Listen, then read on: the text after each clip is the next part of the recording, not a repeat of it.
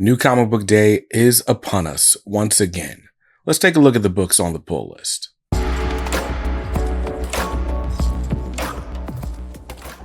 Welcome back to Comics Are Dope. I'm BJ Kicks, and this is the pull list. It's my weekly video series where I take a look at all the books coming out. I'm going to tell you which ones are on my pull list, what's on the chopping block, and we'll take a look at some new number ones that are on the radar for this new comic book Wednesday, October 9th of 2024. Yes, I forgot the date. My bad. October 9th. We're going to take a look at a bunch of books. There's quite a few things coming out. A couple of very, very exciting books coming out this week. And so we got to jump right in with the one I'm most excited for. But before we do that, got to give a huge shout out to my LCS, Fight or Flight Comics in Raleigh. Last week was our first official New Comic Wednesday in the new location inside Triangle Town Center Mall. And man, it has been really cool seeing that store come together. I've legit been there every day for like the last week and a half, helping set things up and suggest where furniture should go. Pardon the mess. We're getting ready for the grand opening that I'll announce to you guys in a couple of weeks as we get all our furniture and stuff solidified. But you can come in, you can grab comics, you can grab coffee, you can grab all kinds of stuff at Triangle Town Center Mall. First floor, just to the left of the food court, right next to Hollister. Shout out to Dan, to Casey, Emily, Jack, and Max. Now, let's go ahead and get into the book that I'm most excited for this week when I walk into the shop. The book that better be on the top of my stack is Absolute Batman, issue number 1. Absolute Batman, written by Scott Snyder with art by Nick Dragotta. Dragata. I've heard it both ways. I'm pretty sure it's Dragata though. But anyway, Absolute Batman. Now, if you follow me on Twitter or on Instagram, then you saw my sort of raw emotional thoughts about the DC All-In special and even the end of Absolute Power. This is the most excited I have been about DC Comics in the 5.5 years I've been reading comics. I am very, very excited to see just over the next few weeks and months what some of these new series debuts look like, even some of the new status quo that's going to be in the mainline DC universe titles. But we are finally getting our first glimpse into the Absolute universe, which is, people are calling it like DC's version of the Ultimate Universe, but it's more than that. It's not just fresh takes on characters that we know and love and maybe retreading familiar ground in an updated modern way. No, this Absolute universe is a world built on dark side energy, on pessimism, on fear, on darkness. And the heroes in this world are born into this world with like even grimmer circumstances. And I think it's interesting that this is starting with Batman because we already associate Batman with just grim origins, grim realities, a sort of cynicism, if you will. So the fact that this Batman is going to have even less cushiness, no amazing butler and no, I don't know. Actually, I don't know if he has a butler. I don't know who he is. I don't know much about this Bruce Wayne. I never read a preview or anything. So I'm excited to see what it's all about. Absolute Batman, issue number 1. Scott Snyder, Nick Dragotta, my man Skip's favorite artist. I can't wait to take a look at this one. Cover price on it is $4.99. I'm grabbing cover A. And that's going to, since we're starting off with DC Comics, then we'll keep on with DC Comics. Next up on the list is Action Comics, issue 1070. We are beginning a new arc in this whole Superman All-Stars, Superman Superstars. Dope people writing Superman. Action Comics is what this is. This time we got Mark Waid doing the first in a 4-part story that will be weekly through the month of October. With art by Clayton Henry. Clayton Henry, you might remember from the Super Sons, not the Adventures of Superman John Kent. That's the one. The 6-issue miniseries that wrapped up Tom Taylor's time on Super John Kent. That one. The point is, that's where you know Clayton Henry's art from. I'm very excited to see what this story is about. I didn't even read the synopsis. I just know it's coming out weekly, and I'm not dropping Action Comics. And Mark Waid is batting 1,000. I've never read a Mark Waid story that I didn't like. I mean, Marvel, DC, Indies, all of it is always great every time that man steps up to bat. So excited about this one. Cover price on it is $4.99. I'm grabbing cover A. And next up on the pull list is Batman and Robin issue number 14. Again, I am all in on DC Comics right now. And this is the start of a brand new story arc with a brand new creative team. We've got Philip Kennedy Johnson writing this with Javi Fernandez on art. And quite honestly, Philip Kennedy Johnson writing any book feels like a treat to me. Philip Kennedy Johnson writing a book about a father and son team is just, bro, that's all you needed to tell me about this book. But then you tell me that Javi Fernandez is drawing it, and I'm like, all right, you got me. Take my money. $4.99 on that one, and I'm grabbing cover A. And the last book on the poll list this week, got a double dose of PKJ. This is the Green Lantern Civil Corps Special, issue number 1. This is a one-shot that is kind of tying together the end of Philip Kennedy Johnson's John Stewart run and kind of bringing that stuff into the mainline Green Lantern book, which is written by Jeremy Adams. Jeremy Adams and Philip Kennedy Johnson are writing this book together. The art, I didn't write down the artist, my bad. But with the Green Lantern Civil Corps Special, this is going to again, it's kind of serving as a slingshot moment before you get to the next story arc of Green Lantern, where we're going to see Hal and John Stewart teamed up. So I was kind of down that, the John Stewart book, Green Lantern War Journal, was ending. But hey, John's in the main book. I guess I'm going to be picking up Green Lantern for the foreseeable future. By the way, Jeremy Adams is doing a great job on Green Lantern because I don't even like Hal Jordan, and I care so deeply about this book. So deeply is probably a stretch. But it's entertaining, and I keep buying it, and I keep reading it.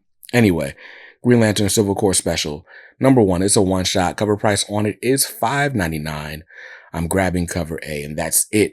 Those are the 4 books on my DC Comics pull list this week, and as long as I stick to the list, those are going to cost me $21. And because I bought 4 DC books this week, I'm going to get another Justice League membership card. This is mine from last week. It's Batman's Justice League ID card. I think this week is Superman. Don't quote me though. I'm not entirely sure. Anyway, that's the DC section this week. Let's skip over to the House of Ideas. Let's see what's happening at Marvel Comics, where the first book on the list is Exceptional X-Men, issue number 2. Exceptional X-Men, written by Evel Ewing, art by Carmen Carnero. This book, I was honestly midway through the first issue, I was ready to be like, I'm good on it. It felt like it was a little bit heavy-handed with the mutant metaphor for just minorities and marginalized people. It felt like it wasn't really moving quickly enough for me. And then the second half of the issue came, and it moved very quickly. This, if you're not familiar, is basically like Evel Ewing's version of a New Mutants, or the concept of the New Mutants. We've had a lot of this happening in the X-Men titles right now, just a bunch of people popping up with powers that just didn't know what it meant to have powers. They didn't grow up being familiar with the X-Men. They're just mutants, and they're growing up being persecuted because they're mutants. And so we need some people to kind of show them the way, show them the ropes, and show them that it's okay to be a mutant. And like I said, I feel like we've gotten that in pretty much all of the X titles so far. This one felt the most heavy-handed, but also felt really fun. And so through one issue, I'm down. There are some plot threads hanging, what exactly is Emma Frost's role in this book about to be? Because the way she shows up in issue 1 feels sinister. So that's interesting. Also, Kitty Pryde seems to be on a journey of her own, not wanting to be associated with the X-Men, but also not wanting to stand by and just be a bystander as mutants are being treated unfairly. So I'm intrigued enough to grab the second issue. Cover price on it is $3.99, and I'm grabbing the cover A. I love that cover, by the way. Next up, Fantastic Four, issue number 26. Ryan North's Fantastic Four is all sorts of done in one stories. This time it is October, so we're getting the spooky season issue. Of course we are, at least if the cover's any indication. And why would I read past the cover before I tell you about a book? That'd be so professional of me. Why would I be professional? Anyway, Fantastic Four 26, cover price on that is $3.99. I'm grabbing cover A. And next up on the Marvel Comics pull list, this is probably the Marvel comic I am most excited about every month that it comes out. This is The Ultimates, issue number 5, written by Dennis Camp, art by Juan Frigeri. And I don't know. I did a little like TikTok video a little while back about issue 4 and like its introduction or origin story for Ultimate Universe or Ultimate Universe Doom, which is also Ultimate Universe Reed Richards.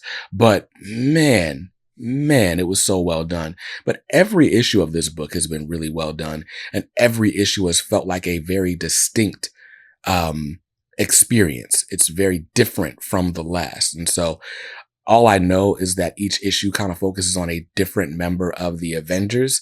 And this one is focused on the Ultimate Universe's version of Hawkeye. So I'm excited to see what it's about. Again, they've got me. I love every issue that I've seen of this. And so I don't expect issue 5 to break the streak. Cover price on it is $4.99. I'm grabbing cover A. And the last book on my Marvel Comics pull list this week is X-Force, issue number 4. Now, overall, I've been enjoying the episodic nature of this series, written by Jeff Thorne with art by Marcus Toe. And the more I think about it, the last issue of this I remember is issue 2. Did I not read issue 3?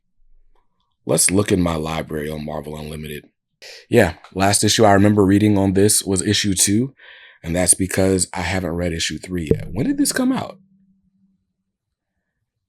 Issue 3 came out September 25th. It's been 2 weeks. Anyway. All right. Whatever. I'm over these books coming out super, super often. I got to catch up. My bad, Jeff. But issue 4 is out this week and I'm buying it. The cover price on it is $3.99. Grabbing cover A. It's still only $3.99. Can't be too mad at it. But that's it. Those are the Marvel books on the pull list this week. As long as I stick to the list, those are going to cost me $17 as we skip on over to the indies. There are several indies, and I think all but one of these is by the same publisher. So shout out to Dynamite Entertainment. Let's take a look at Johnny Quest, issue number 3. Johnny Quest, written by Joe Casey. The art by Sebastian Perez, and this book has been dope. Johnny Quest and his whole gang have been flung into the far future from 1964 all the way to 2024, and things just ain't the same for gangsters. It's just different. It is so different than it was 60 years ago.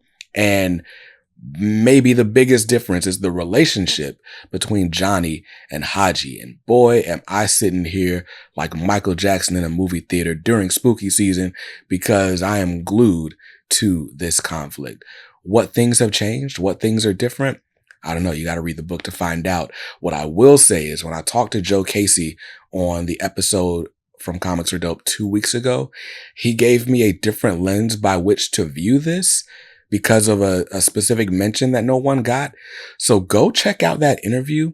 There's a bit of a revelation in it that's going to help the way you contextualize the rest of this series. And man, again, I'm hooked. Well done. Bravo. Bring on issue 3. Cover price on it is $4.99. I'm grabbing cover A. Next up is another one from Dynamite. This is Space Ghost, issue number 6. Space Ghost, written by David Pepose, art by Jonathan Lau. This has been one of my favorite indie titles this year. Taking a property that like I didn't really know a ton about, just knew that it had cool character designs, and making it compelling, making it like not just feel like a throwaway superhero book. There's not a lot of things that I can say about this book without spoiling things. There's also not a lot that I can say that really fully conveys like how good the book is. The comparison I keep making is to Batman and Space Ghost feeling like Batman, but with a little bit, dare I say, more heart and more character, at least for it to be a sort of early years formative type story. But we're also getting a nice like who's who of the Space Ghost Rogues Gallery.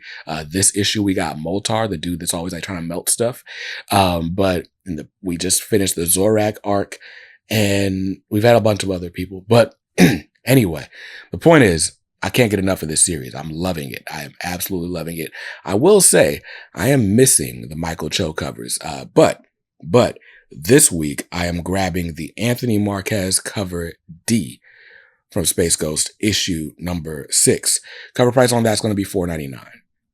And next up on the indie pull list, the last one from Dynamite this week is a brand new number 1. This is the Terminator. The Terminator issue number 1 is written by Declan Shalvey. The art on Terminator, I gotta shout it out because it's a brand new series. Okay, found it. Luke Sparrow. The art is by Luke Sparrow. Now, I'm not the biggest Terminator fan in the world. Like I've seen Terminator 2 Judgment Day. We've established I never watched the first one. Actually, I did watch the first one after I told you I had never seen it, and it was fine. I preferred the second one, but I didn't keep up with all the lore. I didn't back the Terminator hardcovers, although I kind of wish I did. I probably should have. Like, that stuff looks really cool. I grabbed some of it digitally. But anyway, the point is, I'm not the biggest Terminator fan in the world, but I wanted to support fellow comic book YouTuber, my man Sal from Comic Pop, who's writing a backup story in this book. So how long am I going to stick with it? I don't know, because I don't know a ton about Terminator lore, but I'll at least stick with it through the 5 issues it's going to take to finish this 10-page backup story. So there we go. Terminator issue number 1. Cover price is $4.99. Grabbing cover A. Oh, I'm not grabbing cover A. Cover A is dope, but Edwin Gallman's got a cover. And when Edwin Gallman draws a cover, you buy that cover. So I think it's the cover C. Next up, and the final book on the indie pull list this week is also a book that I am admittedly grabbing for the cover. And this is Transformers issue number 13. And Transformers, this book, speaking of books where it's like I'm not super steeped in the lore, Transformers has been difficult for me, especially with the size of my pull list, to keep up with month to month. I kind of forget what happens in the story, specifically as it pertains to the robots. But, I love the human characters, and that's kind of what I'm there for. But again, I just kind of forget about it from week to week or month to month. And here we are 13 issues in. I feel like the last one I really remember being invested in was like issue 9, but it's written by Daniel Warren Johnson. And when Daniel Warren Johnson writes a book, you buy that book. Like, that's just kind of how it goes. At least for me, it is. So I've been buying it, even though it's not been at the top of my reading pile. I should probably just drop to trade paperbacks, but I'm prideful. And if there's any reason for me to buy this book, it's the fact that I really, really love this cover by Daniel Warren Johnson. It's the cover A, and I'm buying it. I should read Transformers, though. If I'm going to keep buying it, I should start reading it. Start back reading it. Resume reading it. That's it, though. $3.99 on that one. And that's it. Those are the indie books on the pull list this week. And if I stick to the list, those are going to cost me $19. And if you're keeping up at home, then you'll know that I'm kind of over budget. I'm going to be spending $57 on my comics this week against a budget of $50. Now, that's before taxes and my 10% subscriber discounts. It'll be more like $54, but that's assuming I don't buy anything extra. So we'll see how that goes. Speaking of extras, there's a lot of extras coming out this week that are tempting for sure. So let's get to the books that are on the radar, starting with Blade Red Band issue number 1. This is written by Brian Edward Hill with art by, I believe it's Carlos Villa, who's on this one. Is it CF Villa? Pretty sure it is. But this is basically picking up where Blood Hunt left off. So if you read the Blood Hunt event, you're like, what's going to happen to Blade? Brian Edward Hill is going to tell you what's going to happen to Blade. And apparently it's going to be bloody because it is a red band issue or series.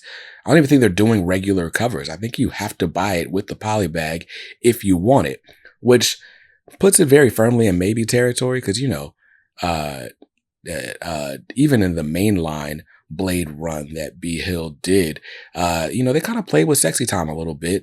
Not crazy, nothing. It's a Marvel comic. They're not gonna, anyway, whatever. The point is, I don't know like how gory and stuff it's gonna be. Very intriguing. It'll be very action packed. It'll be very quick and sharp dialogue. It'll feel like an action movie. I don't know if I want to be down for it just yet, but if anything was going to make me buy it, it would be the Edwin Gallman incentive variant. It's a 1 in 25. So funny story. I'm either going to not buy this book at all, or I'm going to spend way too much for the Edwin Gallman cover. Such is life as a comics fan. $4.99 if you just buy the regular A cover though. Next up, Sentinels, issue number 1 by Alex Packnadel, who's the writer. Justin Mason is the artist. Apparently there's like a team of like human Sentinels, and I'm just not buying it because there's too much X-Men too soon. I'll wait for the trades on this one. Although I can't lie, there are some interesting moments happening in this book, or at least in the little preview pages that I've seen online. And this is another instance of I'm either going to not buy this book at all, or I'm going to spend way too much money buying the variant cover because that 1 in 25 is also awesome, featuring all the X-Men. So there we go. Next up, Star Wars Ewoks, issue number 1, written by Steve Orlando, art by Laura Braga. How could you not? How could you not buy the cute little teddy bear looking people? The Ewoks, they're Ewoks. Probably the best part of Return of the Jedi for me. Anyway, wait, was that The Empire Strikes Back with the Ewoks that starts off with the Ewok chasing war thing? I don't remember. I was like 10 when I saw the re-release in theaters. In fact, I was not 10. That was 97. So I would have been 6. I'm not old. You're old. Told you. Anyway, Star Wars Ewoks, issue number 1. This is set after Return of the Jedi. So maybe it was Return of the Jedi. But anyway, $3.99 on that one. Next up, and the last book on the radar this week is Shadow Man and Punk Mambo, Tales from the Dead Side, issue number 1. This is part of the resurgence of the Valiant universe. It's a one-shot tie-in type book. You guys know I don't really do horror books, but AJ Ampadu, who was on the Comics Are Dope podcast talking about this resurgence, is writing this book, and it seems interesting. So if you're into that type of stuff, you should grab it. Cover price on that one is $5.99. So that's it. Those are all the books that are on the radar this week. Things I thought you might want to check out depending on your interests. But yo, what are you excited about? I can't be the only one. In fact, I know I'm not the only one who is crazy excited about Absolute Batman. I got to see what in the world the hype is about with the big chainsaw axe looking thing. We got to figure it out. So that'll be the first book I read this week, followed by X-Force number 3 so that I can read X-Force number 4. The Ultimates is definitely near the top. That Green Lantern special, Batman and Robin by Philip Kennedy Johnson. It's going to be a great week. A great week for new comics. Let me know in the comments down below what you're most excited to read, and I'll see you guys in another video soon. Until then, stay safe, stay awesome, and read something dope today. Peace.